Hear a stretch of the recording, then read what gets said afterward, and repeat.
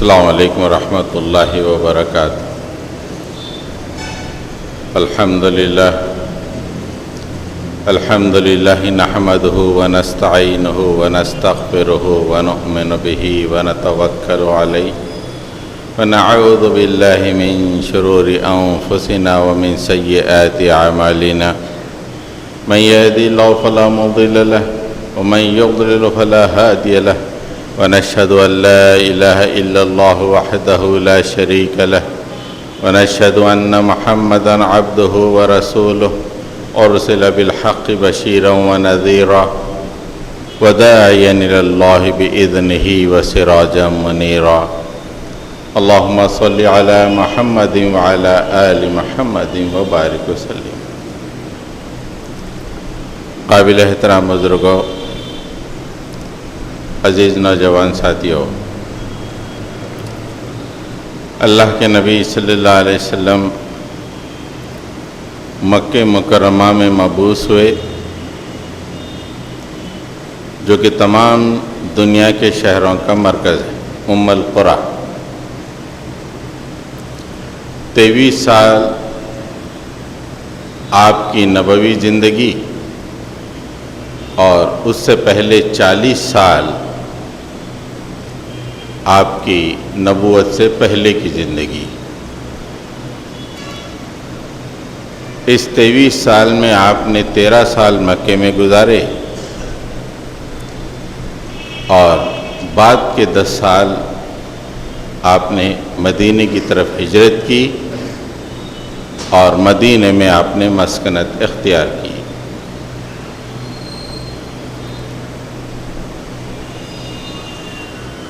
مکے کے قیام کے دوران 13 سالوں میں اللہ کے نبی صلی اللہ علیہ وسلم کی زندگی میں ایک اہم واقعہ ملتا ہے کہ اللہ کے نبی صلی اللہ علیہ وسلم ایک روایت کے مطابق اپنی خالہ ذات بہن ام ہانی کے مکان میں آرام فرما رہے تھے۔ دوسری روایت کے مطابق آپ حتیم میں آرام فرما رہے تھے، استراحت فرما رہے تھے۔ جبرائیل امین تشریف لائے، آپ کے دل کو چاک کیا اور زمزم سے دھویا اور دل کو واپس سینے میں رکھا، براق کو پیش کیا، براق پر آپ سوار ہوئے، ساتھ میں جبرائیل امین رہے۔ پہلی منزل مدینہ، دوسری منزل بیت اللحم اور اس طرح چوتھی منزل پہ اللہ کے نبی صلی اللہ علیہ وسلم بیت المقدس پہنچے۔ وہاں پہ تمام انبیاء کو آپ نے نماز پڑھائی اور اس کے بعد آپ کے سامنے ایک سیڑھی کو رکھا گیا اور اس سیڑھی کے ذریعے سے آپ نے آسمانوں کا سفر طے کیا۔ پورے 7 آسمان کا سفر ہوا، سدرۃ المنتہا پر پہنچے۔ حضرت جبرائیل نے کہا کہ یہ میری آخری حد ہے، یہاں سے آپ اکیلے جائیے۔ اللہ کے نبی آگے بڑھے، پھر اللہ تعالیٰ سے گفتگو ہوئی، پھر واپس بیت المقدس تشریف لائے، پھر وہاں پہ انبیاء کو آپ نے نماز پڑھائی اور واپس براق پر سفر کرتے ہوئے مدینہ منورہ تشریف لائے، مکہ مکرمہ تشریف لائے۔ اس واقعے کو واقع اسرا یا واقع معراج کہا جاتا ہے۔ عام طور پہ عجمی دنیا میں اس واقعے کے ساتھ ایک رات منسوب ہے جسے شب معراج کہا جاتا ہے، اور اردو بولنے والی دنیا میں یہ بڑے جوش و خروش سے منایا جاتا ہے۔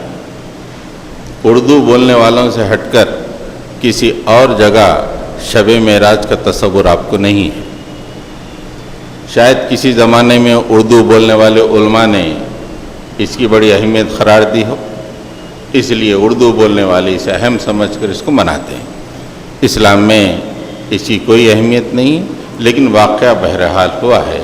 اللہ کے نبی صلی اللہ علیہ وسلم کی زندگی کا عظیم الشان واقعہ ہے، آپ کے معجزات میں سے اہم ترین معجزہ ہے جو اللہ کے حکم سے آپ کی زندگی میں واقع ہوا۔ حضرت گرامی، معراج کے واقعے کے بعد ایک سورہ نازل ہوا، اس سورے کے مطالعے سے پتہ چلتا ہے کہ معراج کے سفر کے بعد اللہ تعالیٰ نے نبی کریم صلی اللہ علیہ وسلم کو اس رات کی مناسبت سے بڑے خاص احکامات دیے، اور وہ سورہ ہے سورہ بنی اسرائیل، اسے سورہ اسراء بھی کہا جاتا ہے۔ قرآن مجید کا 17واں سورہ، 17 سورہ، سورہ بنی اسرائیل۔ اس کے مطالعے سے آپ دیکھیں ہر طرح کے احکامات اس میں ملیں گے۔ ہمارے پاس تو بس یہی تصور ہے کہ اسلام دین کا مطلب چند نمازیں پڑھ لو، چند تسبیحات کر لو اور کچھ بس زندگی گزار لو، مسجد سے وابستہ ہو جاؤ صرف نمازوں کی حد تک اور تسبیحات کر لو، بڑے مکرم ہو جاؤ گے، بڑے مقدس ہو جاؤ گے، زمین سے آسمان تک فرشتے پر بچھا دیں گے، ایسا تصور ہم کو ملتا ہے۔ جو معلومات ہمیں ملتی ہیں مختلف مقامات پر، لیکن سورہ بنی اسرائیل پڑھنے کے بعد پتہ چلتا ہے کہ جہاں ہماری زندگی میں نماز کی اہمیت ہے، تسبیحات کی اہمیت ہے، وہیں معاشرتی احکامات کی بھی اہمیت ہے، والدین کی عزت کی بھی اہمیت ہے، رشتہ داروں کی بھی اہمیت ہے، اور برتھ کنٹرول کی مخالفت کی بھی اہمیت ہے۔ فیٹیسائیڈ اور انفینسیسائیڈ جیسے کروئل قسم کے مجرمانہ حرکتیں جو آج دنیا کر رہی ہے، اس کی مخالفت بھی مسلمان کو کرنی چاہیے۔ مسلمان منڈیوں میں بیٹھ کے جب ترازو سے تولے تو ترازو کس طرح عدل کی پیکار ہونی چاہیے، اس کے امت مسلمہ اس بات کا اہتمام اس کو کرنا چاہیے۔ یہ تمام باتیں منڈیوں سے لے کر یہاں تک کہ اگر آپ دیکھیں کہ کسی ملک کا بجٹ بن رہا ہے اور بجٹ کے لیے جو بیسک اصول ہونے چاہیے، آج کل بجٹ بولے اور مسجد میں بجٹ بولے تو کئی لوگ ہم میں سے بولیں گے ارے دنیا کی باتیں کر رہا ہے۔ بجٹ کا مطلب دین سے کوئی تعلق ہی نہیں ہے، جبکہ اللہ کے نبی صلی اللہ علیہ وسلم کی زندگی میں دیکھے کہ آپ کی زندگی میں فائنینشیل بجٹنگ بڑی اہم تھی، اور اتنے بہترین اصول فائنینشیل بجٹنگ کے اللہ کے نبی صلی اللہ علیہ وسلم کی زندگی میں ملتے ہیں، وہ تمام احادیث میں ہمیں بند دکھائی دیتے ہیں۔ مسلمانوں کے لیے صرف نمازیں پڑھ لو اور نمازوں کے اختلافات کو لوگوں کے سامنے پیش کرو، اور اسی بنیاد پہ کسی کو مسلمان اور کسی کو کافر قرار دے دو۔ یہ ہماری تاریخ ہندوستان میں چل رہی ہے اور ابھی بھی چلتی چلی جا رہی ہے، لیکن اسلام زندگی کے ہر شعبے سے تعلق رکھتا ہے، اور سورہ اسراء میں آپ دیکھیں ہر طرح کے اس میں ہدایتیں موجود ہیں۔ منڈیوں کے لیے ہدایت موجود ہے، سیاسیات کے لیے ہدایت موجود ہے، اکنامکس اور بجٹنگ کے لیے اس میں ہدایت موجود ہے، اور کس طرح جرائم کی دنیا میں ایک اسلامی حکومت کو کیا کرنا چاہیے اس کے احکامات موجود ہے، سب کچھ اس میں موجود ہے۔ میں آج ان ڈیٹیلز میں نہیں جاؤں گا، بس اتنا تصور دینے کی میں آپ کے سامنے کوشش کروں گا کہ ہم جس اسلام کو سمجھتے ہیں سنی سنائی باتوں پر یقین کر کے، وہ اسلام صرف اسلام کا ایک جز ہے۔ کل اسلام یہ ہے کہ ہماری زندگی کے ہر شعبے سے اسلام کا تعلق ہے، اور ان تمام احکامات کی طرف ہم کو توجہ کرنی چاہیے، اور کل اسلام کو اپنی زندگی میں نافذ کرنا چاہیے، اور اسی اسلام کی دعوت و تبلیغ لوگوں کے سامنے کرنی چاہیے۔ 3 دلیلیں میں آپ کے سامنے رکھوں گا کہ کیوں سورہ اسراء کا تعلق واقع معراج سے ہے۔ سب سے پہلی آیت کہتی ہے سبحان الذی اسری بعبدہ لیلا من المسجد الحرام الی المسجد الاقصی الذی بارکنا حولہ لنریہ من آیاتنا. پاک ہے وہ ذات جو رات کے ایک لمحے میں لے گئی اپنے بندے کو مسجد حرام سے دور والی اس مسجد یعنی مسجد اقصی کی طرف. لنریہ من آیاتنا تاکہ اسے ہمارے نشانیوں سے آگاہ کیا جائے، ہماری نشانیوں کو بتایا جائے. یہ پہلی آیت بتا رہی ہے کہ واقع معراج کے فوری بعد سورہ اسراء نازل ہوئی جس میں اللہ کے نبی صلی اللہ علیہ وسلم براق پہ مکے سے سفر کرتے ہوئے بیت المقدس پہنچے، اور یہ آیت اس کی تصدیق کر رہی ہے کہ من المسجد الحرام الی المسجد الاقصی، مسجد اقصی کی طرف، مسجد حرام سے جہاں پہ اللہ کے نبی صلی اللہ علیہ وسلم آرام فرما رہے تھے. دوسری دلیل ہم کو یہ ملتی ہے کہ اللہ کے نبی صلی اللہ علیہ وسلم جب معراج سے واپس آئے رات کے ایک لمحے میں، روایتوں میں آتا ہے کہ لمحے میں آپ تشریف لے گئے، سارے کائنات، آسمان، سدرۃ المنتہا سے بھی آگے گئے اور وہاں سے واپس لوٹ گئے مکہ مکرمہ تشریف لائے. یہ واقعہ جب اللہ کے نبی صلی اللہ علیہ وسلم نے مکہ مکرمہ میں لوگوں کے سامنے پیش کیا تو ہنسی مذاق ہو گیا. علامہ شبلی ایک مقام پہ لکھتے ہیں کہ کتنے ہی کچے مسلمان تھے، اس ہنسی مذاق کی باتوں میں آ کے پھر سے انہوں نے کفر کا اختیار کر لیا. یہ کیسے ہو سکتا ہے؟ آج بھی کتنے ہی کچے اور بھولے بھالے مسلمان ہوتے ہیں جو ہمیشہ کچے کانوں کے ہوتے ہیں، باتیں سن لیتے ہیں اور انہی باتوں کو لے کے چلتے ہیں. علامہ شبلی لکھتے ہیں کہ مکے میں ایسے کچھ مسلمان تھے جنہوں نے اسلام کو قبول کیا تھا، لیکن واقعہ معراج کا جو ہنسی مذاق اڑایا گیا مکے میں، جس کی وجہ سے وہ جو آنسلاٹ ہوا، جہاں جہاں ہنسی مذاق ہو رہا ہے وہ ہنسی مذاق کو وہ لوگ برداشت نہیں کر سکے اور واپس انہوں نے کفر کو اختیار کیا. تو اس واقعے کا بھی تذکرہ سورہ اسراء میں ملتا ہے کہ کس طرح اللہ تعالیٰ نے واقع معراج کو مکے والوں کے لیے، مکے میں بسنے والوں کے لیے ایک آزمائش بنا دیا. وَمَا جَعَلْنَا الرُّؤْيَا الَّتِي أَرَيْنَاكَ إِلَّا فِتْنَةً لِلنَّاسِ وَالشَّجَرَةَ الْمَلْعُونَةَ فِي الْقُرْآنِ. یہاں پہ اللہ تعالیٰ فرمایا ہے کہ دو چیزوں کو ہم نے انسانوں کے لیے فتنہ یعنی آزمائش بنا دیا. وَمَا جَعَلْنَا الرُّؤْيَا الَّتِي أَرَيْنَاكَ، ہم نے ان چیزوں کو یا ان کو جن کو آپ نے دیکھا، ان واقعات کو رؤیا کے ایک معنی ہوتے ہیں خواب کے بھی. اگر صرف خواب ہوتا تو اتنی اہمیت دینے کی ضرورت نہیں تھی. اللہ کے نبی صلی اللہ علیہ وسلم تقریباً خواب دیکھا کرتے تھے اور کئی خوابیں اس سے پہلے بھی آپ صلی اللہ علیہ وسلم نے دیکھی ہیں.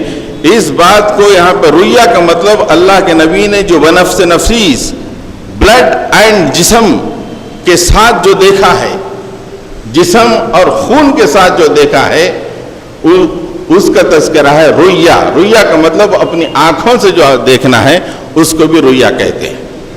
تو یہاں پہ رؤیا کا مطلب خواب نہیں بلکہ بنفس نفیس اللہ کے نبی صلی اللہ علیہ وسلم نے اپنی آنکھوں سے دیکھا.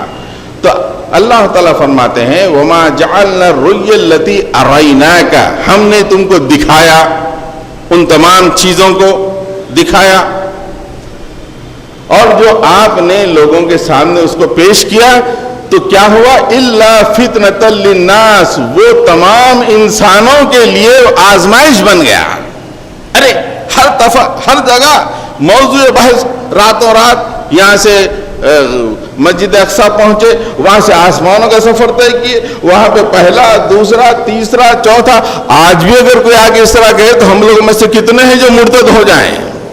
اخباروں میں اگر ہنسی مذاق اڑانا شروع ہو گیا، ہم میں سے کتنے لوگ ہیں بولے کیا ہے چلو.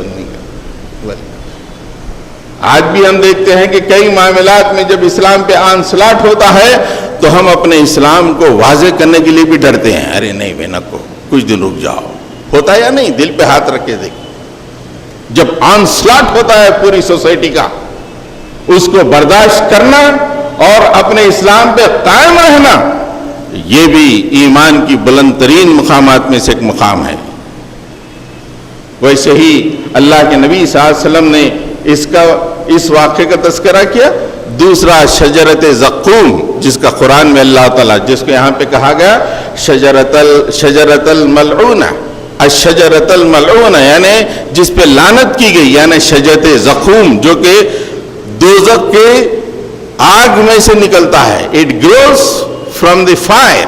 کبھی سوچ سکتے ہیں آپ کہ پیڑ آگ کے درمیان سے اگتا ہو اور اس کے پتے دوزخیوں کو کھلائے جاتے ہیں؟ ہنسی مذاق ہو جائے گا۔ ارے ہم تو زندگی بھر پودے کو اگنے کے لیے پانی ڈالتے ہیں، کھاد ڈالتے ہیں، اور پودا اگتا ہے، اس کے پھل ہم کھاتے ہیں، یہ کیا ہے؟ ہنسی مذاق ہو جاتا ہے۔ آگ کے اندر سے ہم نے زندگی میں کبھی نہیں دیکھا آگ میں سے کوئی پودا اٹھ رہا ہو، لیکن اللہ تعالیٰ دوزخ کا جہاں تذکرہ فرماتے ہیں، شجرۃ الزقوم، ایک زقوم کا درخت ہے، جب اس کا تذکرہ اللہ کے نبی لوگوں کے سامنے فرماتے تو ہنسی مذاق ہوتا۔ اللہ نے کہا کہ ہم اس پیڑ کو بھی جو دوزخ کی گہرائی سے اگتا ہے، اس کو بھی ہم نے لوگوں کے لیے آزمائش بنا دیا۔ یہ دوسری دلیل ہے کہ سورہ اسرا واقعہ معراج سے ریلیٹڈ ہے، اور واقعہ معراج کے متصل بعد یہ نازل ہوئی ہے۔ واقعہ معراج میں یہ بات آتی ہے کہ اللہ تعالیٰ نے امت مسلمہ پہ 5 نمازیں فرض کی ہیں۔ قرآن مجید میں اس سورہ میں وہ آیت ہے، اقم الصلاۃ لدلوک الشمس الی غسق اللیل وقرآن الفجر ان قرآن الفجر کان مشہودا۔ یہ آیت میں پورے 5 نمازوں کا تذکرہ ہے۔ تو اس طرح یہ 3 دلیلوں سے باتیں واضح ہوتی ہے۔ ایک تو پہلی آیت، ایک تو 60ویں آیت، اور اس کے بعد ایک اور بیچ کی آیت سے پتہ چلتا ہے کہ سورہ اسرا کا تعلق واقعہ معراج سے ہے، جس میں پہلی آیت میں اس کا تذکرہ ہے، بیچ کی آیت میں رؤیا کے ذریعے سے اللہ تعالیٰ نے اس کا تذکرہ فرمایا ہے، تیسرا نماز کی فرضیت کا اعلان کر کے، جو کہ اللہ تعالیٰ نے خاص نبی کریم صلی اللہ علیہ وسلم سے گفتگو کرتے ہوئے نمازوں کو فرض کیا ہے، اس کا تذکرہ کر کے واضح کر دیا کہ معراج کے بعد یہ سورہ نازل ہوا ہے۔ اب یہ جب ثابت ہوا کہ واقعہ معراج کے بعد فوری جو سورہ نازل ہوا سورہ اسرا ہے، میں اپنے موضوع کو ایک دوسری طرف لے آتا ہوں۔ اس سورہ میں اللہ تعالیٰ نے انسانوں کی شرافت کا اظہار کیا ہے، پورے انسان۔ وَلَقَدْ كَرَّمْنَا بَنِي آدَمَ وَحَمَلْنَاهُمْ فِي الْبَرِّ وَالْبَحْرِ وَرَزَقْنَاهُمْ مِنَ الطَّيِّبَاتِ وَفَضَّلْنَاهُمْ عَلَى كَثِيرٍ مِّمَّنْ خَلَقْنَا تَفْضِيلًا۔ پورے بنی آدم کے تمام بچوں کو اللہ کے بارے میں اللہ تعالیٰ فرماتے ہیں کہ وَلَقَدْ كَرَّمْنَا بَنِي آدَم، ہم نے بنی آدم کو، آدم کے بچوں کو شرافت عطا فرمائی، ان کا ہم نے اکرام فرمایا، بہت اونچا مقام ہم نے ان کو دیا۔ اور کیا کیا اس کے بعد اللہ تعالیٰ اپنی نعمتوں کا تذکرہ کرتے ہیں، وَحَمَلْنَاهُمْ فِي الْبَرِّ وَالْبَحْرِ، اگر زمین پہ تم کو ایک مقام سے دوسرے مقام پہ جانا ہے، ہر طرح کی سواری ہم نے تم کو مہیا کر دی۔ اگر تم کو سمندر کا سی روٹ لینا ہے، سمندر کے راستے سے جانا ہے، تو سمندر کے راستے سے بھی ہم نے تمام سواریوں کو مہیا کر دیا۔ یہ آیتیں فضا میں اڑان سے پہلے نازل ہوئی تھی، اس لیے اللہ تعالیٰ نے صرف ان دونوں کا تذکرہ کیا ہے کہ زمین پہ تم سفر کرتے ہو اور سمندروں پہ سفر کرتے ہو، یہ ہماری نعمتوں کا نتیجہ ہے کہ تم سفر کر سکتے ہو، اور ہم نے اس قابل تم کو بنایا، یہ ہماری نعمتوں میں سے ایک نعمت ہے۔ وَرَزَقْنَاهُمْ مِنَ الطَّيِّبَاتِ، اور ہم نے تمام پاک چیزوں سے تمہارے رزق کا انتظام کیا، اور وَفَضَّلْنَاهُمْ، اور ہم نے بنی آدم کو فضیلت عطا فرمائی۔ یہ کوئی ایسی مخلوق نہیں ہے کہ تمام مخلوقات میں میں سے ایک مخلوق، بلکہ ہم نے ایسی مخلوق کو پیدا کیا زمین میں ہمارے خلیفہ کے طور پر کہ ان کو ہم نے فضیلت عطا کی. وَفَضَّلْنَاهُمْ، ہم نے بنی آدم کو فضیلت عطا کی ہے. اور کیسی فضیلت عطا کی؟ اپنی بہت ساری مخلوقات میں ان کے درجے کو بلند رکھا. وَفَضَّلْنَاهُمْ عَلَى كَثِيرٍ مِّمَّنْ خَلَقْنَا تَفْضِيلًا، اپنی بہت ساری مخلوقات میں ہم نے بنی آدم کو فضیلت عطا فرمائی. یہاں تک کہ انسان فرشتوں سے ہمیشہ مروب رہتا ہے. ان فرشتوں کا ہم نے انسان کو مسجود بنایا، مسجود ملائکہ بنایا. یہ عظیم الشان مقام ہم نے عطا کیا. یہ شرافت، یہ فضیلت کا اعلان اللہ تعالیٰ بنی اسرائیل میں فرماتے ہیں. اب سورہ اسراء پڑھنے کے بعد جب یہ فضیلت کا اظہار ہوتا ہے، آدمی سمجھ جاتا ہے کہ اوہ آئی ایم ٹو گڈ، میں بہت اچھا ہوں، بہت ساری مخلوقات میں مجھے فوقیت اللہ تعالیٰ نے عطا فرمائی ہے، فضیلت عطا فرمائی ہے، میری شرافت ہے، میری شرافت مسلم ہے، جس کا اعلان یہاں سے نہیں بلکہ عرش سے ہوتا ہے. ایک طرح کا کانفیڈنس آدمی کے اندر پیدا ہو جاتا ہے. آئیے، ایک طرف تو اللہ تعالیٰ نے اس سورے میں انسانی شرافت کا اعلان کیا، تو دوسری طرف 3 مقامات پہ اللہ تعالیٰ نے اس کی بیسک انہرنٹ کمزوریوں کا تذکرہ کیا ہے. فطری کمزوریاں، اور ان کمزوریوں پہ اگر کوئی قابو پا جائے تو صحیح انسان بنے گا. ان کمزوریوں پہ اگر کوئی قابو نہیں پائے گا تو اسفل السافلین میں پھینک دیا جائے گا. اتنی شرافت عطا ہونے کے باوجود آدمی کے اندر فطری طور پر، انہرنٹ طور پر 3 خامیوں کا اس سورے میں تذکرہ کیا گیا ہے.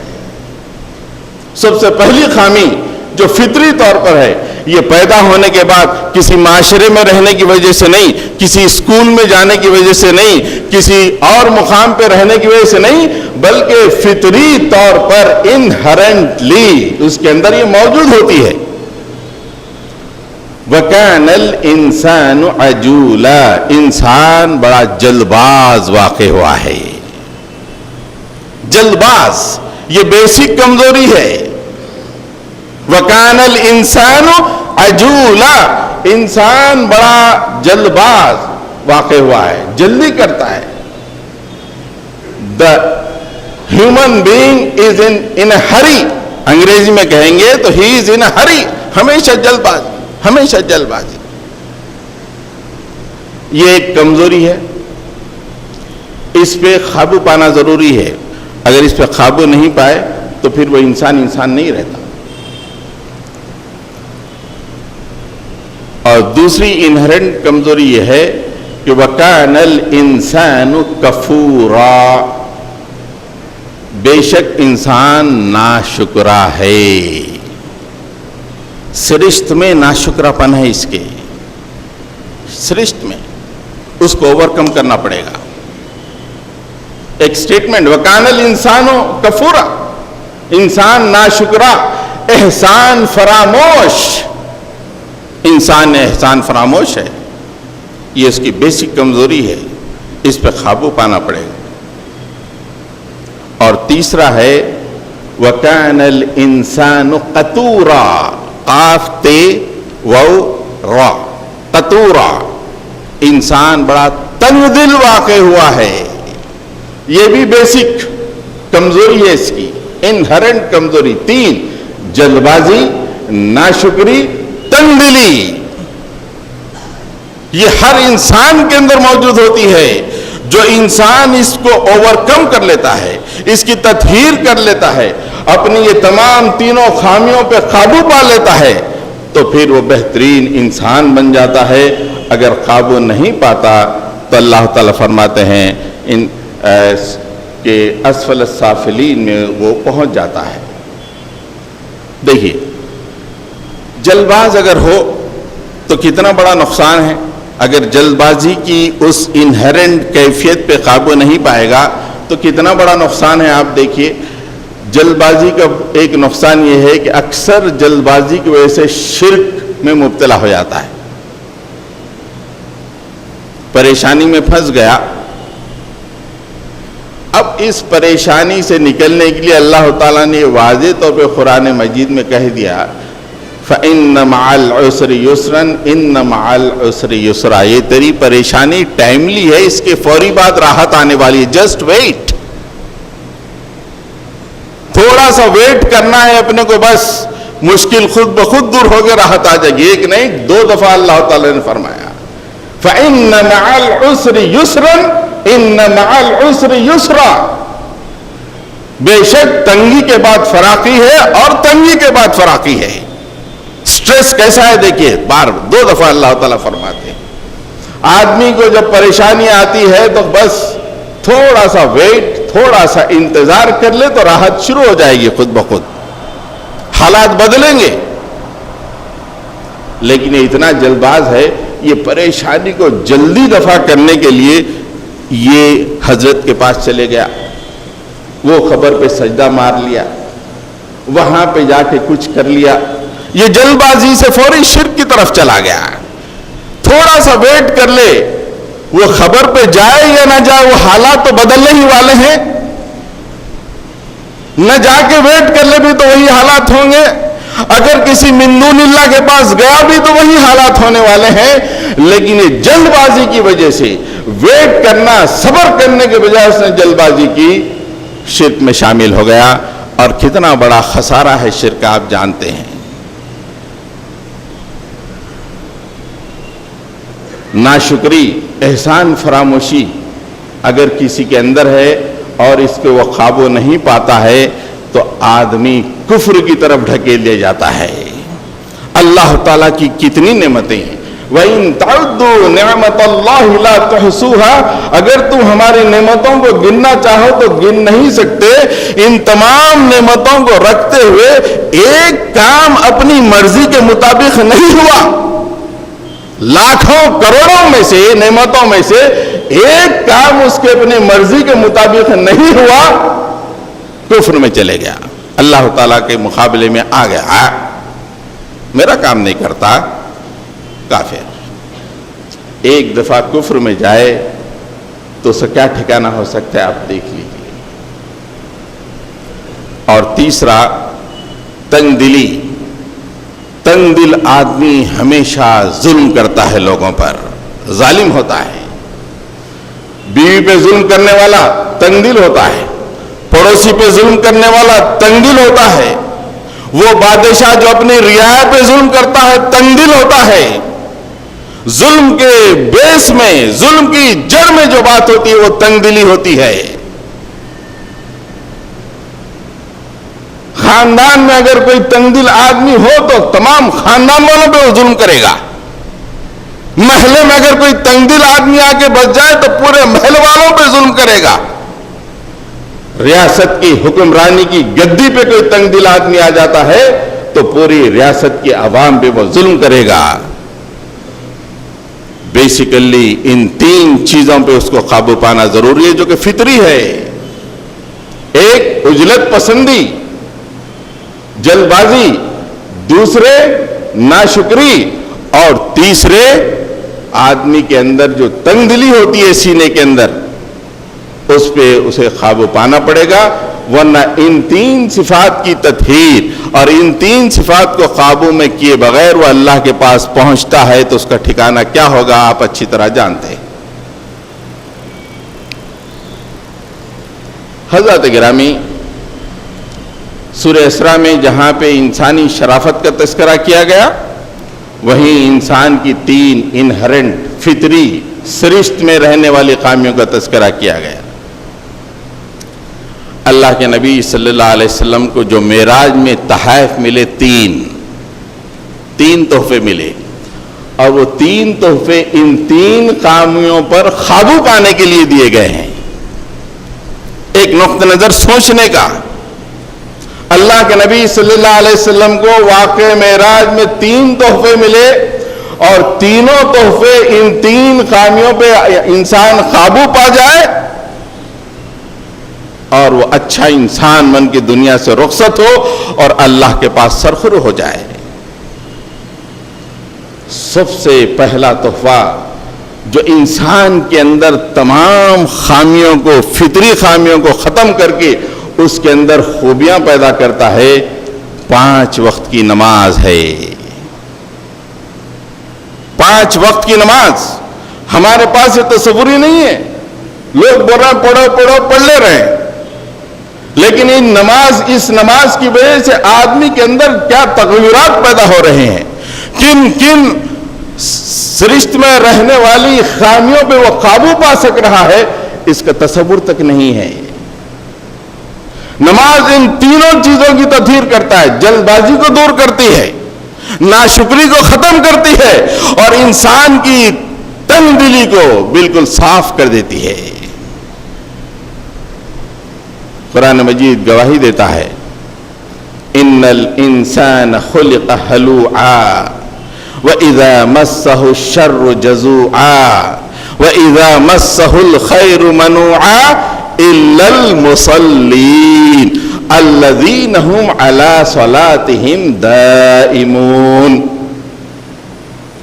خلق ہلوعا، ہلوعا میں یہ 3 چیزیں آ جاتی ہیں، جلد بازی، ناشکری اور تنگ دلی، تینوں یعنی تمام چیزوں کے مرکب کو ہلوعا۔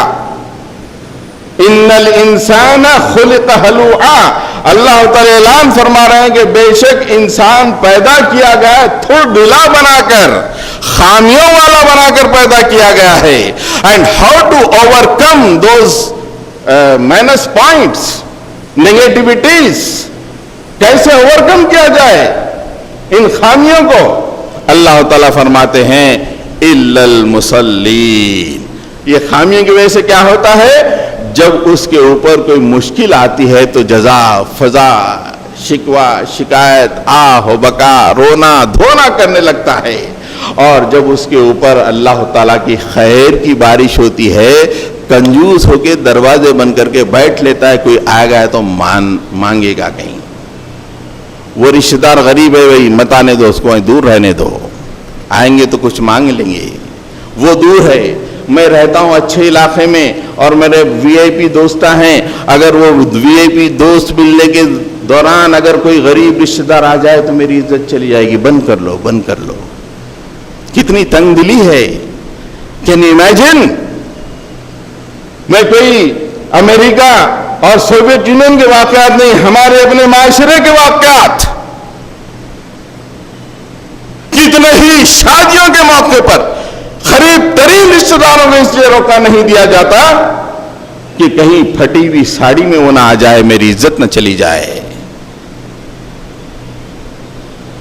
یہ ہم نہیں جانتے، بند کر لیتے ہیں۔ جب خیر کی بارش ہوتی ہے تو ہم اپنے دروازوں کو بند کر لیتے ہیں، تھوڑی سی اللہ کی طرف سے خیر کٹ گیا، رشتہ داروں سے دور، محلے سے دور، کہیں جا کے دور، رشتہ دار ملنے کے لیے بھی آئے تو 100-200 روپے خرچ کرنا منیمم پڑتا ہے۔ یہ کب ہوتا ہے؟ اللہ تعالیٰ کہتے ہیں کہ وہ نئی بات نہیں ہے، وہ بیسک اس کی فطرت ہے۔ ان الانسان خلق ہلوعا، کس میں نہیں ہوتی یہ؟ الا المصلین، مگر نماز پڑھنے والوں میں یہ نہیں ہوتی ہے۔ اور نماز کیسا؟ نہ جمعے کو جمعہ، نہ معراج کو معراج، یا دن میں 2-3 نہیں، الذین ہم علی صلاتہم دائمون، پورے 5 نمازیں پابندی وقت کے ساتھ مسجد کے اندر اور آخری سانس تک، دائمون ٹل لاسٹ بریتھ۔ ایسے لوگوں کے اندر یہ خامی نہیں ہوتی۔ اوور کم، معراج کا سب سے پہلا عظیم الشان تحفہ، انسان کی بیسک جو خامیاں ہیں اس پہ قابو پانے کے لیے نمازی آدمی جلد باز نہیں ہوتا، نمازی آدمی دل تنگ نہیں ہوتا، نمازی آدمی ناشکرا نہیں ہوتا، نماز کے اندر جو اللہ کا کلام پڑھتا ہے اس کے دل پہ نازل ہوتا رہتا ہے، دل کی کیفیتوں کو بدلتا ہے، دل کو نرم کرتا ہے، وہ دنیا میں لوگوں کے لیے جینا پسند کرتا ہے، اپنے اور اپنے خاندان والوں کو دوسرے مقام پہ رکھتا ہے، اس لیے کہ 5 وقت اس کے سامنے اللہ کا کلام ایک کے بعد ایک آتا رہتا ہے۔ ہم ہمیشہ ہم سنتے ہیں کہ معراج میں اللہ تعالیٰ نے 5 وقت کا نماز کو تحفہ، اس کے جو ایفیکٹس ہیں پوری زندگی پر اس کی طرف ہم غور نہیں کرتے۔ سورہ اسراء میں جو 3 کامیوں کا تذکرہ اللہ تعالیٰ نے فرمایا ہے، اس پہ اگر قابو پانا ہے تو ہر انسان کو نمازی بننا پڑے گا۔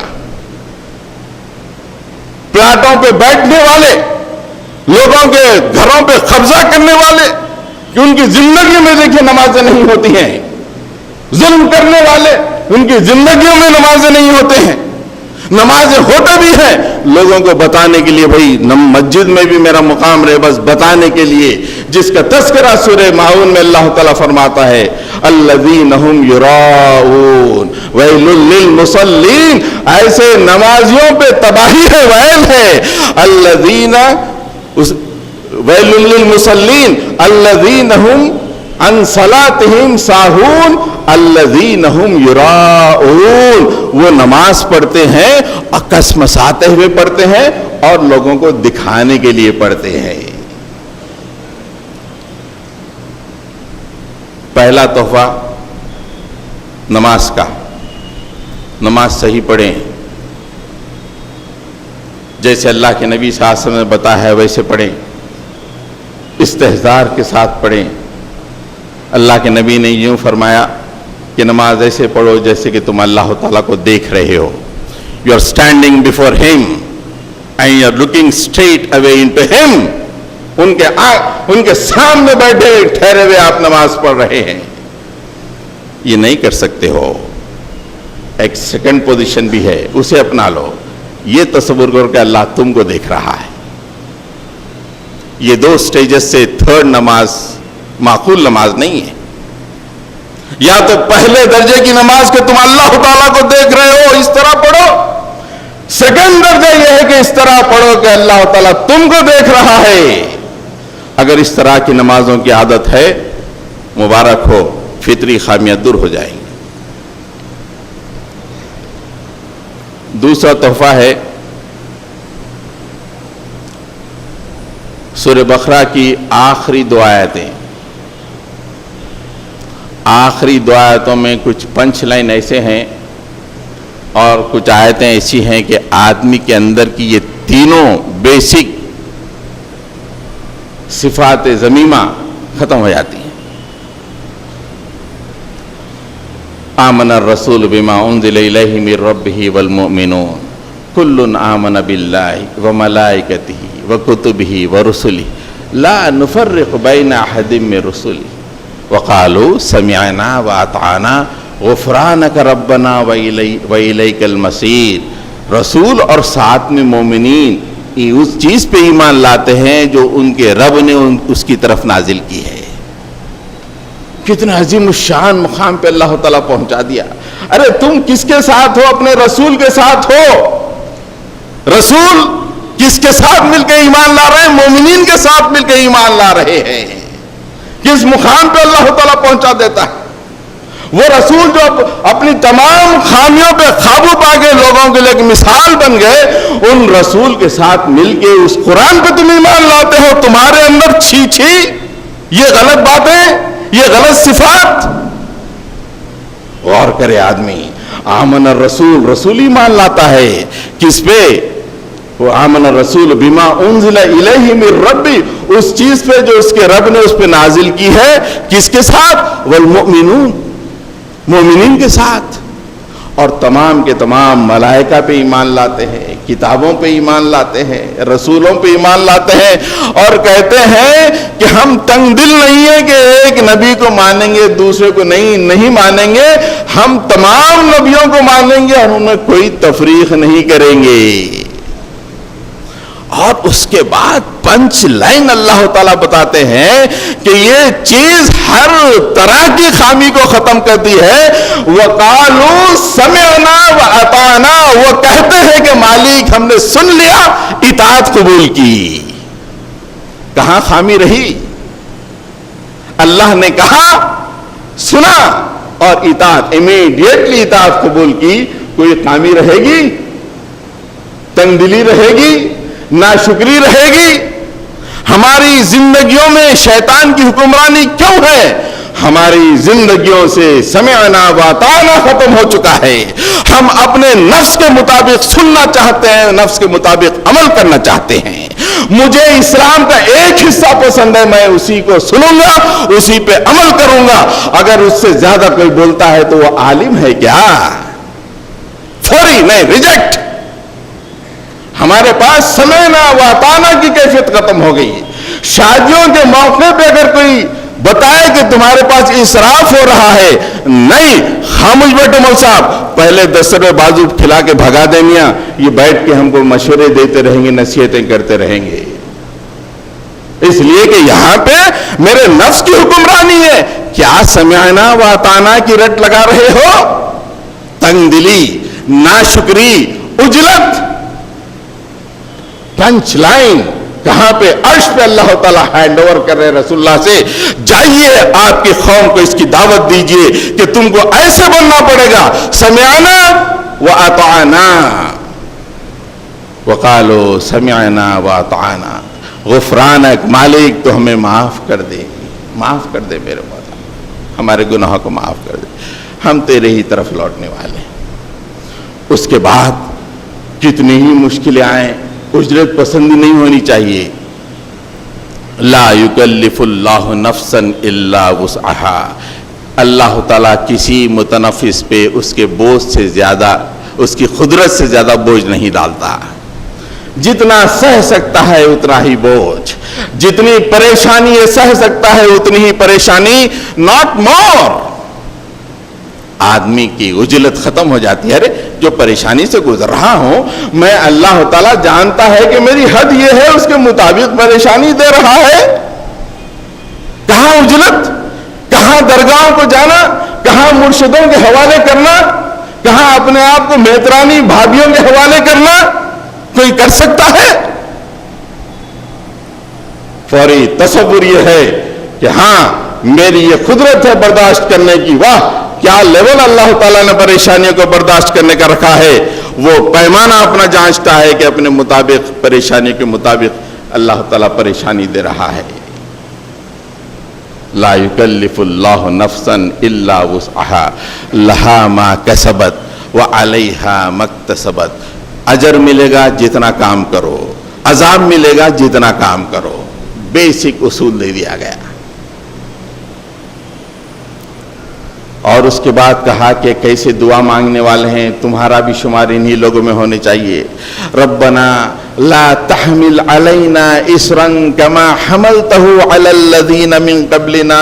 رب, اے مالک, اے ہمارے رب, ہم پہ ایسی مصیبت نہ ڈال جو ہم سے پہلے والوں پہ تو نے ڈالی ہے. میرے مولا, پہلے والوں پہ کیسی مصیبتیں, ان کے مقابلے میں تم پہ کچھ نہیں. دل کی تنگی, دل کی عجلت, ناشکری ختم ہو جائے گی. مجھ پہ جو پریشانی ہے, مجھ سے پہلے بہت بڑی پریشانیاں لوگوں نے اٹھائی ہیں, اور میں دعا مانگ رہا ہوں مالک وہ پریشانی برداشت سے باہر ہے, ویسی پریشانی ہم پہ نہ دے میرے مولا. مسجد کے باہر ظالم ٹھہر جائے اور ایک ایک کو پکڑ کے سر سے لے کے پیر تک آرے سے چیر دے. کین اینی ون امیجن آج کے دور میں؟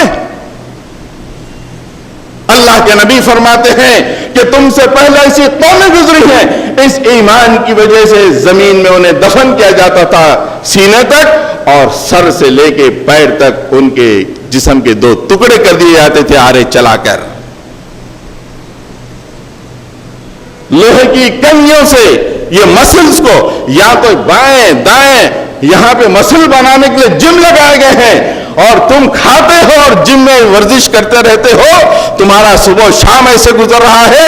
کبھی تم نے سوچا کہ تم سے پہلے ایسے مسلمان بھی گزرے ہیں جن کے جسموں سے اسی مسل کو لوہے کی کنگھیوں سے نکال کے پھینک دیا جاتا تھا, اس بنیاد پہ کہ انہوں نے ایمان قبول کیا. ربنا لا تحمل ولا تحمل علینا اسرا کما حملته علی الذین من قبلنا. شکر گزاری کے جذبے سے بھر جاتا ہے. کیا ایمان ہے, جس زندگی راحت سے گزر رہی ہے, میرے اوپر میرے مالک نے ایسی مصیبت نہیں ڈالی جو مجھ سے پہلے والوں پہ ڈالی ہے. آدمی شکر گزار بن جاتا ہے. ربنا ولا تحملنا ما لا طاقت لنا بہ. میں نازک ہوں, میں کمزور ہوں میرے مولا، میری طاقت سے زیادہ مجھ پہ بوجھ مت ڈالیے میرے مالک، ایسا بوجھ مت ڈالیے، میں جیلوں میں نہیں رہ سکتا میرے مولا، میں آپ کے راستے میں مصیبت نہیں اٹھا سکتا، میرا براٹپ ایسا ہوا ہے کہ میں کھانا کھاؤں نمازیں پڑھوں، بس مالک اس سے زیادہ مجھ سے ہو نہیں سکتا۔ تیرے دنیا میں تیرے اسلام کو غالب کرنے کے لیے لوگوں نے کس طرح کی مصیبتیں اٹھائی میں جانتا ہوں مالک، ایسی مصیبت کا بوجھ میری طاقت کے باہر ہے میرے مولا، ایسا بوجھ مجھ پہ نہ ڈال۔ کیا دعا ہے، عرش پہ دی گئی ہے، بیسک خامیاں کمزوریاں انسان کی دور ہو جاتی ہیں۔ حضرات گرامی اس کے بعد دعا ختم ہوتی ہے، فاعف عنا واغفر لنا وارحمنا انت مولانا فانصرنا علی القوم الکافرین۔ مالک، ایمان کا کفر کا ہمیشہ مقابلہ ہوتا ہے، میں صرف نماز ہی پڑھنے کی حد تک رہوں لیکن کفر برداشت نہیں کر سکتا میرے مولا۔ آج نماز پڑھنے والے اس پیر میں اس لیے ہے کہ نماز پڑھنے سے آگے ہٹ کے کچھ کام کرنے والے ہیں، ظالم کی نظریں اس طرف ہیں، پورے نماز پڑھنے والے اس پیر میں کر دیے گئے ہیں۔ وہ دیوار ہٹ جائے تو نگاہ میرے اوپر آ جائے گی میرے مولا۔